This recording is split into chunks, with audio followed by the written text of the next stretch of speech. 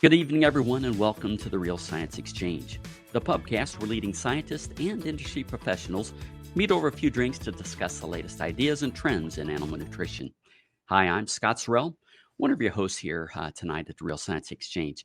Tonight, we're back for another installment of the Journal Club, modeled after the traditional journal clubs convened at universities across the country and even around the world. We'll take a closer look at some of the newest research published in the Journal of Dairy Science. In this episode, we'll be reviewing two complementary papers stemming from the recent USDA research study. Dr. Bill Weiss, our fearless leader here for this segment. Bill is a Emeritus Professor from The Ohio State University. We recently celebrated our 50th Real Science Exchange episode, and this is our fourth Journal Club. Bill, welcome back to the Real Science Exchange, and thank you for joining us here once again tonight. Before we dive into the paper, have anything interesting in your glass tonight? Well, I'm kind of fighting an illness, so I've got Cincinnati tap water in my glass tonight. All right. Very well. Well, stay healthy there. Also joining us tonight at the pub is Dr. Clay Zimmerman and Dr. Glen Aines. Both are part of the technical service team here at Balchem. So welcome to the exchange, gentlemen. And what are you guys enjoying for the conversation tonight? Clay? Scott, I've changed it up a little bit. I've got some Irish coffee here. All right, nice. And Glenn?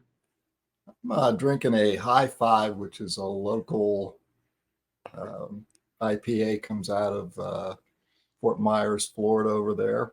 And it has to be in an insulated mug because it's a little muggy here in beautiful Florida today. Yeah. Well, interesting that you mentioned IPA. I used to be a total IPA drinker, Glenn, until one night at your house there in Hamburg, New Jersey, you introduced me to Templeton Rye on the rocks, and I enjoyed that. And since then, I've kind of been a bit of a bourbon rye enthusiast. So tonight, I've actually got Templeton Rye in Well done. commemorating you getting me started on this obsession. So thank you for that, I think. My pleasure. Bill, to get us started, would you mind introducing the papers and telling us why you selected them? Tonight's pubcast stories are brought to you by ReaShure Precision Release Choline. ReaShure is the most researched encapsulated choline on the market today, consistently delivering results to your transition cows of higher peak milk, reduced metabolic disorders, and even in utero benefits to her calf, leading to growth and health improvements. Visit balchem.com to learn more. Okay, well, I'm not going to read the full titles because they're pretty long, but they were published in Journal of Dairy Science earlier this year. They're on the basic titles are substitution of cane molasses for corn grain at 2 levels of degradable protein. It's a series of 2 papers. One is production papers or production responses. It's a long-term lactation study. The other one had the same basic treatments, but it was a Latin square short-term and more rumen fermentation digestibility measures. The reason I picked this one is we do try to stick with papers that have some direct application, and feeding molasses obviously can be done today if they want. So, and the other thing is when I was working at Ohio State as extension, one question I got a lot is, should I supplement sugar? Which again, molasses is just basically, it's synonymous in the industry for sugar. Should I feed supplement molasses or sugar? And if so, under what conditions? And there's been a lot of studies, not a lot, but a fair number of studies looking at different levels of molasses. And this one, and as we'll talk about, found some different results than what's typical. And that's another reason I picked it, is to maybe explore why some of the results they report are actually quite different than what most people would think. Yeah. Looking forward to the conversation tonight, Bill. As a reminder to our audience, the links to the papers will be in our show notes. Bill, the other thing I noticed, at least in the first paper, they were trying to see if what they found in reality matched what the models are representing. So I'm sure that'll be part of the discussions tonight as well. Any thoughts you want to share on that? Yeah, that's another big part. One, it's a little dated, unfortunately, because it is looking at the old NRC, which we can discuss. I didn't have time to run this through the new NRC. I think it would be a little bit better, but I can't say. But they also looked at CNCPS model. And again, it's important, these models have value and all, but they are models, and people need to remember that. And it's useful to predict real responses, truly measured responses to model predicted, just to, again, to maybe point out weaknesses of the model where more research is needed to improve them. So yeah, very well. So, gentlemen, anybody on the panel have any idea whether or not molasses or sugars are being used extensively in the dairy industry today? Yes, they are. I think, particularly in larger dairies, it's pretty common to add a liquid sugar source on farm. I think they add it, for various reasons. As a sugar source, it's also a way to add a little moisture to the TMR and help the TMR, help reduce sorting in the TMR are, some of the reasons why I think they're added. Maybe some of the others want to elaborate on that. I think there's a group of nutritionists out there that believe that you need a certain level of sugar to optimize, microbial protein synthesis. And so I think there's that element of it. I don't have data, but I see a lot of diets, and 2 or 3% added molasses is not uncommon. It's not universal, but it's not uncommon. And at Ohio State, we for a long time we did this pricing feeds using sesame, and it prices feeds based on nutrients. And molasses was always, probably for 20 years, always in the overpriced range, or the overpriced list, which means based on energy and protein, you would never feed it, but people do. So obviously they're feeding it for something other than just energy. It does, they think it does something more than just provide as an energy source. I'd have to say that, a lot of the current research would indicate that is in fact true, that you can get some increased milk production by feeding sugars in diets. So, Bill, why don't you get us started by just kind of going over kind of the hypothesis and then a little bit about the methods used in these two studies. Well, let's start with the first paper. Okay. Well, their basic hypothesis was that the positive response to molasses would be affected by RDP level. And for a long time, it's been promoted that to get maximum response to molasses, the diets have to have adequate RDP, and maybe even excess. So this is a valid hypothesis. They had a 2x3 factorial, 3 levels of molasses, which were, I'm rounding things off here a little bit to make it simple. Basically 0, 5, and 10% added molasses, liquid molasses. And then the RDP treatments were just high and low. And I used their diets and punched them into the old NRC. And I did have all their feed compositions. So these are approximate, but the low RDP diet was about 10.5. The high was about 11.5. And they got the difference in RDP by taking out expellers. The low RDP diet had 100% expellers. The high RDP diet, they took about half the expeller soy and put solvent soy in. And this is an important thing to remember. So what they did, they're saying, and this is a problem with all nutrition studies. So they're saying RDP differed, but you have to remember RUP differed just as much. So as one goes up, the other one that went down. So whether this is a combination of that effect or not, we don't know. And the substitution as molasses went up, the hypothesis was that they're substituting basically for corn grain, with a few adjustments for a little bit of the protein difference and some fiber differences. Starch was moderate at the control diet about 27. Starch went down as molasses went up, but the sum of sugars plus starch was about the same in all diets.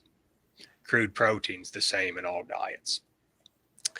Fed it mid-lactation Holsteins, 60 of them, but they lost 1 cow, so only 59, and they fed it for 10 weeks. So this is a really good long-term study.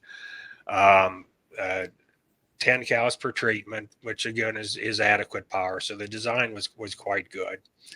Measured standard production measurements, did digestibility using markers. Might have been a little limited on the number of fecal samples, but marker on digestibility. And then like you mentioned earlier, they plugged all this data into the old NRC, and I didn't write down which CNCPS version. Maybe one of you guys did. It was 6.55. Okay. Which is the current version commercially. And then looked at predicted responses, predicted energy corrected milk yield, RUP balance, RDP balance, etc. The second study, same treatments, same hypothesis, different cows. These were all with cannulated cows. It was a Latin square. So now it's only 28-day periods, not 10 weeks, and cows are changing diets. But the way they did the treatments is the RDP treatment was fixed. The cows didn't change that. They only changed the molasses treatments as they went from period to period, which again is I think a good idea, because the response to RDP oftentimes takes weeks and weeks and weeks to show up, whereas molasses you would think would happen much quicker. So again, the design on both, I think, and the way it was done, both studies, I think was adequately done or appropriately done. Yeah, that second study with the ruminally cannulated cows, that it was a split plot design, as Bill said, where there were 6 cows on the high RDP and 6 cows on the low RDP. And I really, I've used a lot of Latin squares, but people really have to be aware of the limitations. And one is the time period. It's again with RDP. There's, I think, studies done. I think it was done at Madison or USDA showed that some of these differences on protein took 6 weeks to show up. So in a 3 or 4 week Latin square, you never see them. And so you really have to evaluate Latin square experiments carefully. But again, with what they did, I think they captured most of the issues with these short-term studies. Now, is that because it takes a while for the microbiome to adjust to the different carbohydrate source? It's a good question. It may be that would make the most sense, because a lot of it is an intake. They just slowly, if you have a diet low in RDP, now if it's really low, it shows up quickly. But over time, intake starts separating between treatments, then production follows. But the mode of action, I can't tell you why some of these things have such long lags. The other thing, Bill, I think that these were relatively late lactation cows. Does that have any implications for the results we may have seen? Well, the one study, the production study, was at 110, so I'm going to call mid lactation. Yeah, the other one, again, I didn't write that down, but they were later than 110. About 185 days. Okay. So, and that all, you always have to look at that. But 110 days is I think it'd still be high production, high intakes, more likely to get a response. Late lactation, a lot of times cows don't respond to anything. And so you have to be careful on that. But at least the production study, I would not categorize it as late lactation. And that production study, they averaged 100 pounds of energy corrected milk. So decent production, or actually good production, but by today's standard, very good production. So why don't we dig into some of the results that you saw from that first trial, Bill? What are some of the key findings and key surprises? Okay. Well, again, one reason I picked this is the expected response to molasses is increased intake, increased production. Not necessarily, more efficiency, but they're going to eat more, they're going to milk more. And these cows didn't read the book. They got a linear decrease in intake as molasses went up, intake went down, and milk and milk components, most milk components, did exactly the same thing. They went down. And again, that's why I picked this is why did these cows eat less with molasses? Again, that's not expected. And a lot of times we learn more from negative results than positive, because then it may tell you under these conditions, if you can figure it out, you don't want to feed molasses. We really need to look at contrary results carefully, because you can learn a lot. And intake went down, I think, a couple kilos. I just wrote down linear, but it was not a trivial drop. Yeah, it was a 5-pound drop in dry matter intake. Yeah, that's a lot of energy. And the efficiency stayed the same. So right, the drop in milk coincided with that drop in intake. Yep. And when you look at they did measure digestibility, that was largely unaffected. And if a nutrient's going to affect efficiency, a lot of times it's via improved digestibility. That didn't happen here. But you could argue a little bit as if intake drops 5 pounds, you kind of expect digestibility to go up a little bit, just because of intake effects. It's not a big effect, but it's there, and that didn't happen. So there might be some potentially negative effects on digestibility that are masked by the lower intakes. I guess the thing I'd like these guys to discuss and help me with is, why did intake go down? Because again, you can't blame the experimental design. It was a well-designed experiment, and that's the big question. Because that explains all the other results. It's an intake effect. And they got different results between these two papers when it came to intake. So, but we'll concentrate on this first paper with the the production study first. And of course, they hypothesized that in this case, the drop in dry matter intake was due to increased VFA production. Yeah. And perhaps increased propionate depressing intake.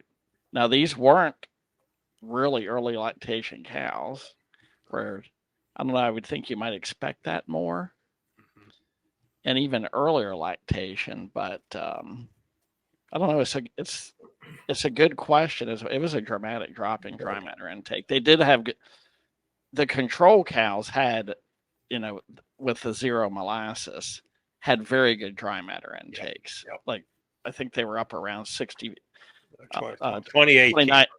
Yeah. Do the math. So. Yeah. So like 62 pounds of dry matter intake, but they saw 2 kilo drops in dry matter intake. And the propionate is you can't exclude it. And a lot, like another big study this was at the Ford Center as well, and this has probably been 10 or 15 years ago or more, from Glenn Broderick, who found nice increases with prop. In that study, high moisture corn went out, molasses went in, so that high moisture corn produces a ton of propionate. So maybe molasses actually produced less. This was dry corn, and it was moderate starch, 27% starch. So it might be that propionate production did increase with molasses, where in some other studies with higher starch or more fermentable, it might not go up. So maybe at moderate starches, you don't see much benefit from molasses with dry corn. So one thing I noticed in this paper, so it was a 10-week study. So they were 2 weeks on a covariate diet, and then 8 weeks on the treatment diet. But the covariate diet varied quite a bit in ingredient sources, right? They were on high moisture corn as the grain source. Yep. Prior to this, they were on different protein sources. They were feeding canola meal. Yep. And some other protein sources. So all the cows changed from the corn source and a lot of the protein sources as they went to this diet. I was calculating out on a dry matter basis, so these cows were on ground dry corn and molasses during the treatment phases. So the zero molasses treatments, they were eating about 11.5 pounds of dry matter from the ground corn, and then they went down to about 8.6 and down to just below 6 pounds of dry matter corn on the high molasses treatment. So the molasses treatments, they were, of course, zero. And then they went to a little over 3 pounds of dry matter from molasses on that mid level. And then they were over 6 pounds of molasses on a dry matter basis. But they'd done some previous work at the Forge Research Center up to those levels. I think Glen Broderick had done some of that work previously. I think he went as high as 9, but it was close to that. And that, that you always wonder is dose. 10% molasses is a lot. It's a lot. You start wondering, is the stickiness could even be a physical impediment to intake? So that's one thing. This is clearly says you don't want to go that high. No. Even at 5%, that was it wasn't as big of a drop as a 10% molasses, but it's still a substantial and significant drop. So. And if I remember right, and I should have read this better, is Glen also looked at dry and wet molasses or liquid molasses, and the dry didn't seem to have some of the effects of liquid wasn't quite linear. There was some up and downs, but dry was pretty consistent and positive. So maybe again, it might be it's overly sticky, and so you get clumps of feed that aren't TMR that cows may or may not eat. So that it may help sorting, or it may make sorting worse too, because it could clump a lot of stuff together. But with a wet molasses, you're talking. Yeah, exactly. And the dry will do some stickiness too, but not as it tends to mix better. And the liquid, when you're mixing into a TMR, it may not make the nice uniform TMR we all want. So that could be an issue as well. But they didn't mention it. I'm assuming if it was a big problem, they would have mentioned that. But they did look at some sorting, and as I recall, I didn't read it that carefully, but I don't think they saw a significant amount of sorting. Okay. Yeah, I think that was in the second study. I think. I'm not sure. It's kind of hard to separate these two papers out when you're having these conversations. Yeah. Scott asked earlier about, the drop in dry matter intake, and you didn't see that in the second paper, but that was a much shorter period. Yeah. And Bill, you mentioned that you see it takes a long time sometimes with these RDP studies to start to see the impact. So, is that decrease in dry matter intake over a more extended period of time, because you're just basically looking at the mean? I would think, and again, I don't like to put words in investigators' mouths, but I would think they looked at time effects. It may not be in the model, but I'm assuming they would have plotted stuff out. Mm-hmm. And this drastic, I think if that was happening, they would have mentioned, I think, but again, maybe not. You can't exclude the time, the duration. The other thing they mentioned here between the two papers was in paper one with the big drop, it was once a day feeding. With the other one, it was twice a day. Yep. And again, that might have some effect on the way cows, with once a day feeding, we know they tend to eat a very big meal with that first feeding, and that could have screwed these cows up, and they never recovered the rest of the day. And with twice a day feeding, they eat their first meal after being fed is still going to be smaller than with once a day. So that's something to think about. Yeah. So the only key parameter that from a production standpoint that wasn't negatively affected by the increasing molasses doses in this case and the decrease in corn was fat, right? Milk fat yield held across the treatments, and percentage went up. Yep. That's a common response to molasses is that fat test, if you pull out starch, put molasses in, fat test goes up, and usually fat yield goes up if intake doesn't drop by 5 pounds. So, it helps on fat production. There's no question. If they can figure out why intake drops so much, that the response probably would have been very nice. The other thing I thought was of interest before we get to the model thing is they measured feeding behavior, which and it did. Molasses made cows eat more meals a day. They ate less feed, but they ate more meals, which again isn't normal. Normally, it's they eat less, they eat fewer meals, and more meals is usually a good thing. Right. And so this may be another reason feeding some molasses may be useful, because it might stimulate or reduce meal size, which should make for a more stable rumen. In this case, it wasn't beneficial, but that may have some benefits in long term. And that's one of the really curious things about this is you saw this better eating pattern, and you would think that you would have advantages in terms of microbial protein synthesis and just efficiency of use of the diet, but it's just exactly the opposite, which is very, very curious. And you kind of wonder, is this some physical thing that they're trying to eat this very, very sticky diet, and maybe they just got tired of chewing and said, I'm going to stop eating for a while and come back and try again. I've never seen a diet with 10% molasses. I don't know what the consistency would be, but yeah, I haven't. It has to have some effect on that. So, would there be a palatant something to do with how them liking the sugars of the molasses, having them go back more often? Could that be part of it? It could, but you'd think if it was just that, they'd also eat more. They'd make more meals, but they'd eat more total dry matter. And to us, at least to me, I like sweet things. I'm going to eat more, but we got to be careful about putting human attributes on cows and whether they like sweet or not. I don't know.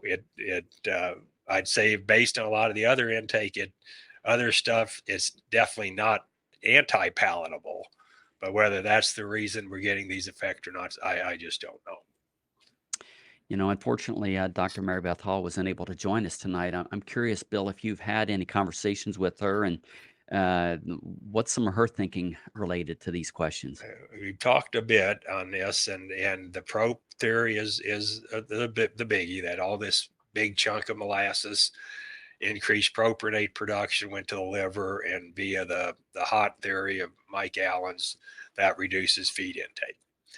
And it kind of fits. I mean, the other study where they did a lot of rumen stuff, propionate wasn't higher, but what they're arguing is it's really a short-term regulator.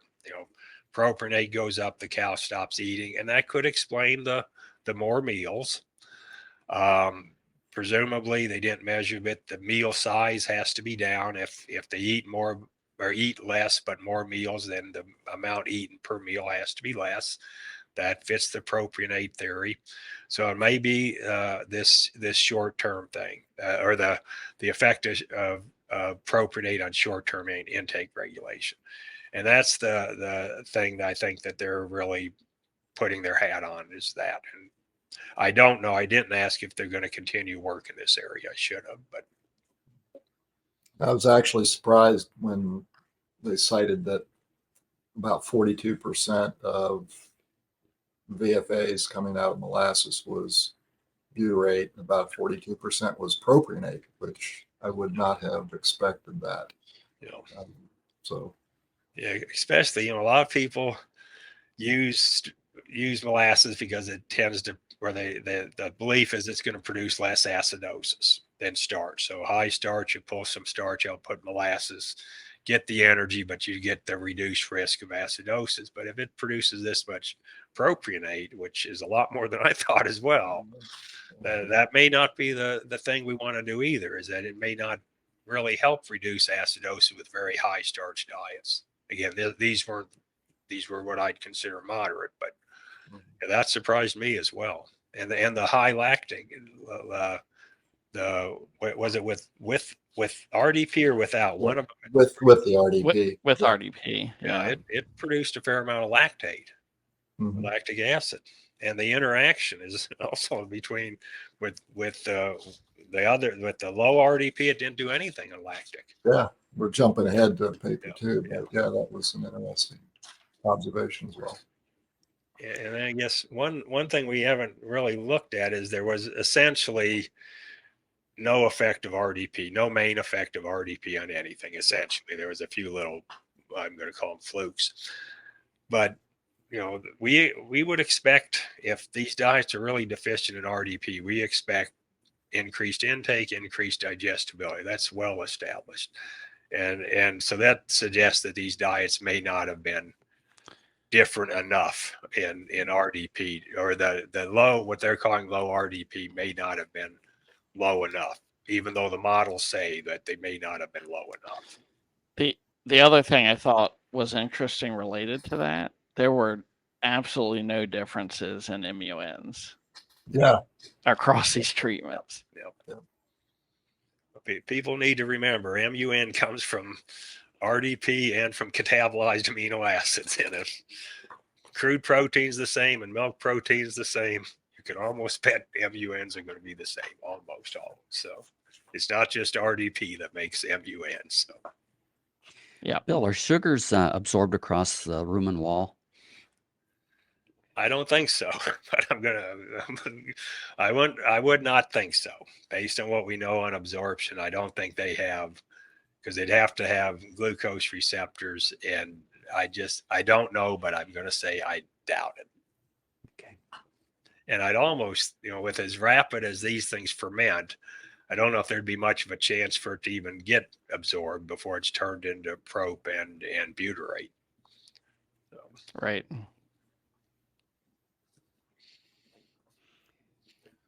Back to the question about the RDP, the models seem to deal with the RDP differently. Yeah. Right? They tended to overpredict milk production, energy corrected milk on the plus RDP diets, but it went just the opposite direction with the negative RDP. So I think you said that backwards.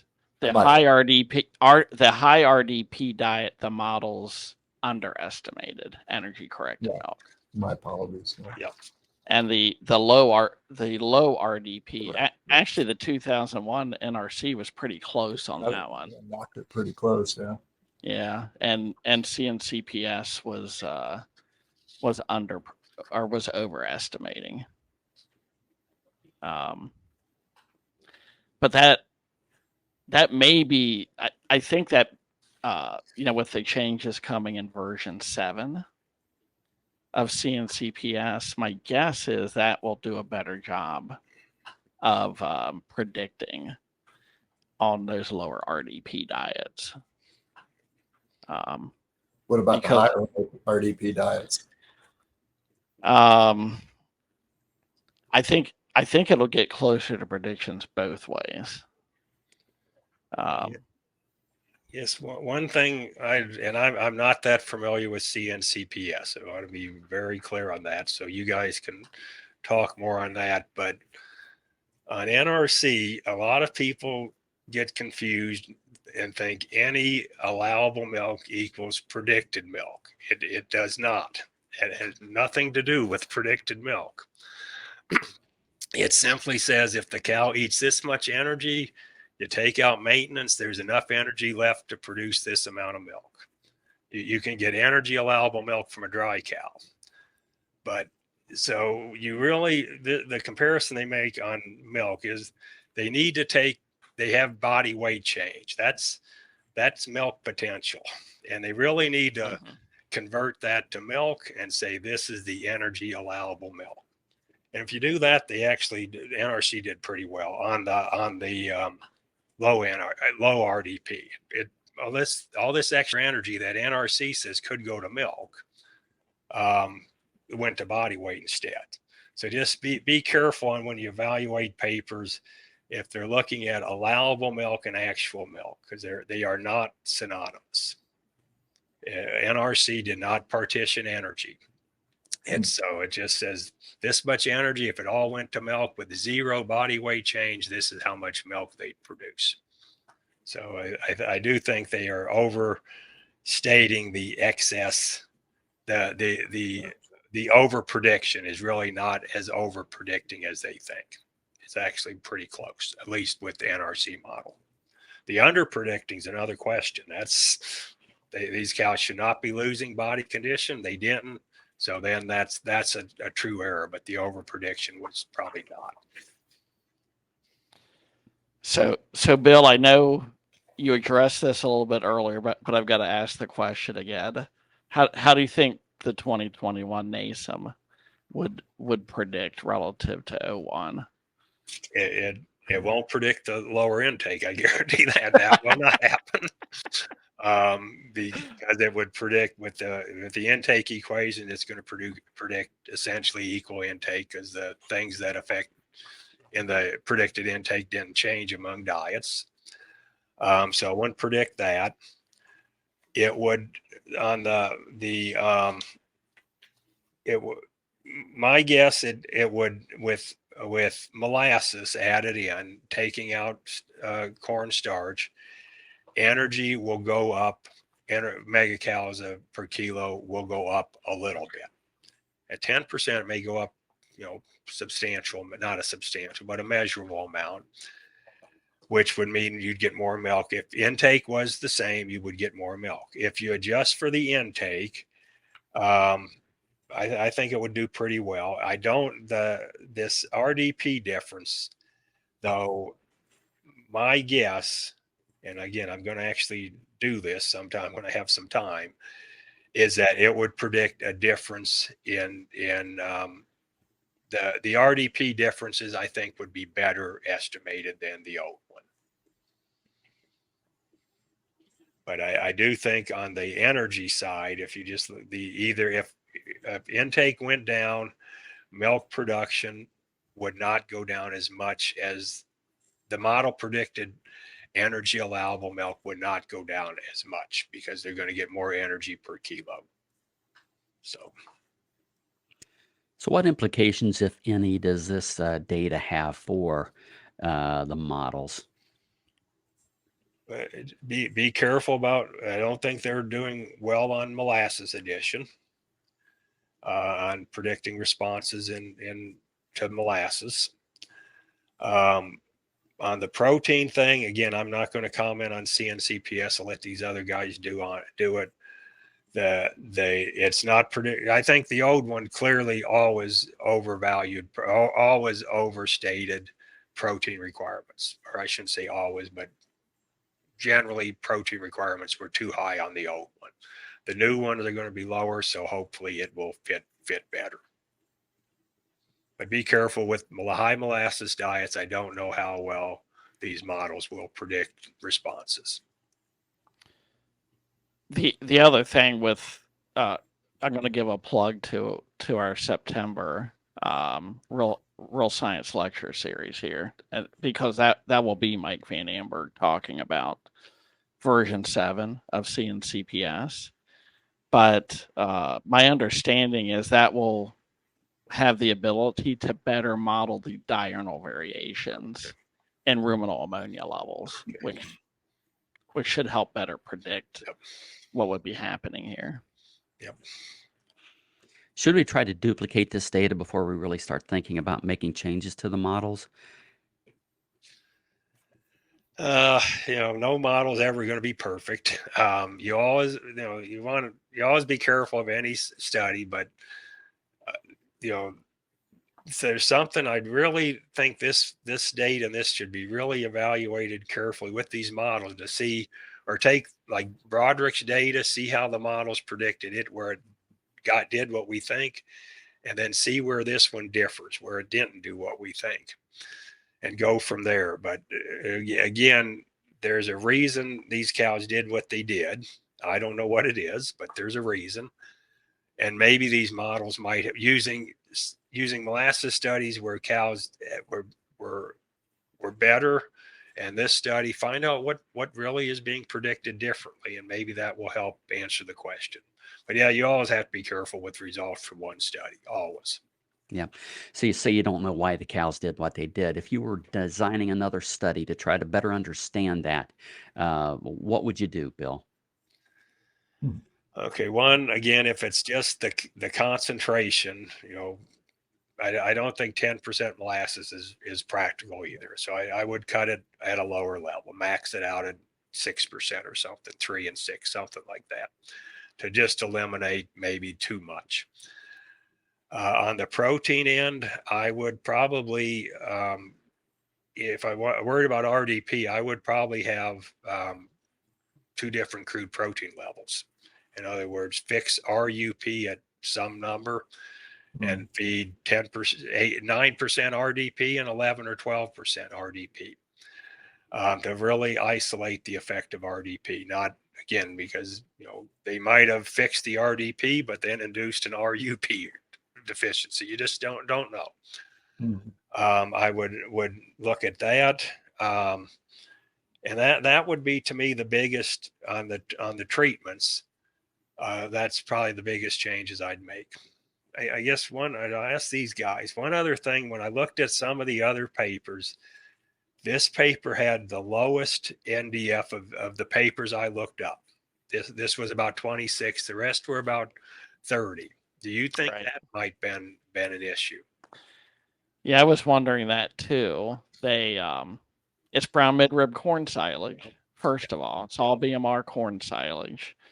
And if you look at the covariate diet versus the treatment diets in that study, the covariate diet was higher in alfalfa silage. So there were differences going from that covariate diet in NDF and forage particle size and so forth. Yeah. So, maybe with these, I'm not going to call it marginal because there's no data support that this was low, but with maybe marginal fiber diets, maybe these very high molasses, maybe it's just they didn't have enough fiber to counteract these very fermentable diets. Yeah. 10% is a lot. Yeah, that's a good point. One last point I think was really good in this paper is they pointed out, molasses is a good source of sugars, but it's also 18% ash. Yeah. Ash has 0% energy. That's one number I bet my life on is the energy content of ash. And ash can do some, they didn't, I do want to criticize a little bit. They didn't report the mineral concentrations in these diets. They reported ash. But, you add that much ash to diets, you can screw things up. And so, the mineral balance, you have to pay potential with molasses, you are adding a lot of minerals, and that has to be taken into account with formulation. You're adding a lot of potassium when you add molasses, right? Yeah. 4 or 5% K. It's got a lot of all the DCAD. It's got a lot of chloride. It has not on sulfur. It has some sulfur, not as bad as distillers, but 0.6, 0.7% sulfur. Which again, if they didn't make an adjustment in their diets on sulfur, if you had 10% molasses with 0.6% sulfur, that's a fair amount of sulfur. That can be some negative effects. And then a fair amount of sodium, but K is by far the biggest mineral in it, which usually is a good thing for lactating cows, but it is counteracted by the high sulfur, the high chloride. We started our discussion with a commentary about how many dairy farmers are currently using molasses. What are the implications for people that are feeding molasses? What would your recommendations be basis this study, Bill? I'd stick with moderate inclusions, 2 to 3%, which again I think is I won't call it the industry standard, but very common. That's a very common inclusion rate. A lot of the data support that level of supplementation. This paper would suggest if you are kind of low in forage NDF or using highly fermentable forage sources like BMR, you might consider yanking it. It may not have the benefits you think it's having. If it's a typical forage diet, standard corn silage, NDF's around 30 or so, I'd stick with it. But if you're going lower in forage, consider reducing or eliminating molasses. But 2-3%, I think this paper would not discourage me from supplementing 2 or 3% molasses. Anything else we need to discuss relative to this paper? Not for me. Okay. What about the second paper? Have we covered that adequately, or are there some items that we need to discuss there? I say I'm not a rumen guy, but I say in general it fits the production data. The big difference though was intakes, and these were high intakes. I remember 30 kilos or something. Right. Didn't change. That's an important thing. At these later lactation cows, no effect on, with again a 28-day period Latin square, no effect of intake, and then no effect on production as you'd expect. Which again, if I was these investigators, I would really feed all this stuff in and try and figure out what's going on. To me, the change in the 1x to 2x, that's an intriguing idea. Is that the problem? Is if you're going to feed molasses, plan on feeding 2x. I'd like someone to do a nice simple experiment on that. That to me would be a nice thing to do. But I think in general, it fit the production data if ignore the intake effect.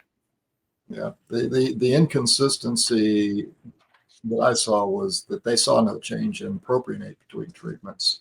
Yeah. So when you start using propionate as a possible explanation of the first paper's results, this is inconsistent.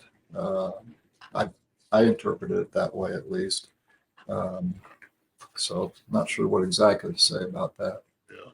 And that again, with these once a day feedings, the meal patterns are very different. And that might be where, again, that first really big meal after the only time they're fed, that might have, if there was a propionate thing, that might be where the effect did. And with the 2x, it would be less dramatic.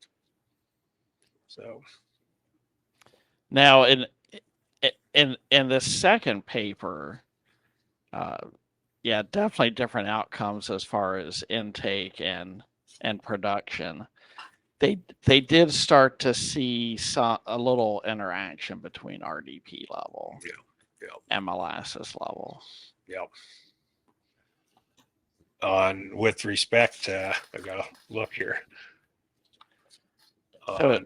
So on milk fat yield, it was actually a quadratic effect there. That mid level of molasses with a high RDP saw an increased fat yield compared to the low RDP. Yeah. And there's a tendency there for a higher milk protein percent on the high RDP diet. Yeah. There's a lot of variability in the study, from a statistics standpoint, but they're numerically, that's a pretty big difference in milk protein percent, almost 0.2 of a point. Yeah, I think with again, the first experiment, I think plenty of power for when you do factorials, you set power up to detect interactions. That's why you did the experiment. With this one, with 12 cows, it was 12 cows, right? So 36 cow periods. That's less power. Again, it's a lot of power for main effects or for non-factorial things, but for interactions, that's getting, I'm going to say, marginal. It's better than most people do. I want to say there's more power in this than most Latin squares. But again, for interactions, it's a little, especially with a split plot interaction, it's a little bit limited. Yeah, the only other thing that I would comment about was there's clearly some differences in the fermentation patterns between the treatments. And they do allude to the fact that they think that maybe looking at microbiome down the road might be an interesting thing to do to see if we're seeing shifts in microbial populations that might have some interesting ramifications. Yeah. And with the technology we have now, that's getting to be pretty easy. I don't know how to do it, but it's getting to be pretty easy. Yeah, exactly. So, and I think you're going to see more and more of that just because we can do these things with molecular biology that we could never in the past do. So, Bill, any final thoughts on that second paper? I see that they've called last call. Want to make sure we get the information in that you want to share. No, if you with these series, I think it's always important to read both papers, because if you don't, you would have missed the short term, what I'm going to say, fermentation study, the very different intake results you would have overlooked. But again, a lot of times these fermentation or digestion studies support the production studies. And again, if you correct for the difference in intake, I think they are relatively supporting. So. All right. So with last call, I'm going to have each of you guys talk about kind of the key takeaways, key implications for dairy nutritionists, dairy farmers. Glenn, would you mind if we start with you? Tonight's last call question is brought to you by NitroSure Precision Release Nitrogen. NitroSure delivers a complete TMR for the rumen microbiome, helping you feed the microbes that feed your cows. To learn more about maximizing microbial protein output while reducing your carbon footprint, visit balchem.com/NitroSure. Well, I think probably the biggest thing for me was very basic. I was pretty shocked at the degree of drop in dry matter intake as a result of the molasses additions. A little bit intrigued by the concept that maybe things are a little too sticky, or the more frequent meals and what effect that might have. And then I definitely, from the second paper, it just seems like there's some clear shifts in the fermentation patterns, and I'd love to see them do that microbiome study to see what actually is potentially going on there. So, all right. Thank you, Glenn. Clay, what say you? Well, I think Bill hit on a lot of important things a little earlier when he was summarizing some of this, but yeah, the researchers were shocked at the results with the reduced dry matter intake and that first study on the production side. So I am intrigued by Bill's comment about the lower NDF levels, and especially with highly digestible fiber in the diet, if that's maybe playing some role here as well. So I would say that would be a watch out here in that case, and of course the high level of additions of molasses was quite a high level compared to what we would typically see in the field. Very well. And Bill, any final thoughts? No, just keep molasses supplementation or inclusion rates reasonable, and I think reasonable is under 5%. I think these papers show that feeding behavior or feeding management may, because it's not been tested, but may have a big effect on responses to diets. And lastly, nothing works 100% of the time. And this shows that. That's why we replicate experiments. So, nothing is ever going to work all the time. All right. Thank you for that, Bill. Looking forward to hearing what you find out when you run this through the new nascent model. I will. Yeah. I'll let you know. All right. Sounds good. Well, thank you, Bill. This has been an interesting conversation. Thank you for bringing these two papers to us. Clay and Glenn, thank you for once again being part of the Journal Club experience. We appreciate having you here and look forward to the next time. It's been a very interesting conversation and should have implications for years to come. And as always, want to put a big thank you out there for our loyal listeners for stopping by once again here at the Real Science Exchange to spend some time with us. Hope you learned something. Hope you had some fun, and hope to see you next time here at the Real Science Exchange, where it's always happy hour and you're always among friends. We'd love to hear your comments or ideas for topics and guests. So please reach out via email to anh.marketing@balchem.com with any suggestions, and we'll work hard to add them to the schedule. Don't forget to leave a 5-star rating on your way out. You can request your Real Science Exchange t-shirt in just a few easy steps. Just like or subscribe to the Real Science Exchange and send us a screenshot along with your address and t-shirt size to anh.marketing@balchem.com. Balchem's Real Science Lecture Series of webinars continues with ruminant-focused topics on the first Tuesday of every month, monogastric-focused topics on the second Tuesday of each month, and quarterly topics for the companion animal segment. Visit balchem.com/realscience to see the latest schedule and to register for upcoming webinars.